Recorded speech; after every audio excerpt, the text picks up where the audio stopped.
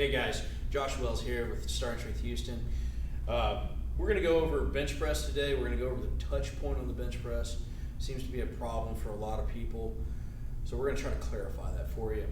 Got Tony here helping us out. We're going to briefly go over the bench press mechanics and setup, and then we'll go more into the specific details of the actual touch point, okay? So first things first, Tony's on the bench, feet are flat, his eyes are on the south side of the bar, and go ahead and get your grip. Good, Tony's got a nice grip there. Shoulders are pinched together, back is nice and arched, chest is up nice and high right there. Good, feet are flat, and 1, 2, 3. Taking the bar out over the shoulders. Tony's gonna go down and touch on his chest, barely touching his shirt. Go ahead. Now what you're looking at here, forearms are going to be perpendicular to the ground when you're looking at it head on or from his foot, looking at it from his feet. He's gonna touch, he's gonna come right back up, bring it back over to the shoulders, okay? One more time, Tony, just to double check everything. And back up. Good, excellent. All right, so that's the basic setup of it. Now, we're gonna look a little bit more in depth into it, okay? So, with the shoulders pinched together and the chest is up, nice and arched, your touch point is going to be somewhere between nipple line, which nipples are right there, so you're gonna look straight across right there, and the xiphoid process, which is gonna be right about there. So you got a little bit of a range. This range is going to be dependent on how much someone can arch up, okay? So when Tony goes down, go ahead, pull it down, back up.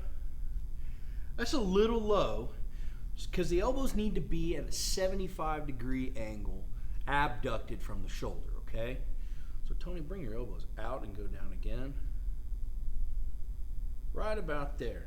Do it one more time and pause. Right about there. So see, nipples are there, xiphoid process there. So he's right in the middle there, okay? Come back up. Good. Racket.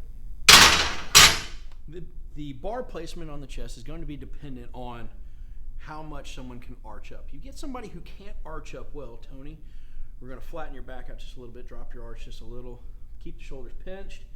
Now, again, keep the elbows out, go down. See, he still can't even do it. His nipples are right here. He's hitting down low. Go up a little higher. Touch higher? Yep. See what happens to the elbows? The elbows are now getting high. It's hard to do with somebody who's as mobile as Tony is and can really arch their back. But what the idea is, you get somebody who can't arch much, they're going to be touching high with the elbows at 75 degrees.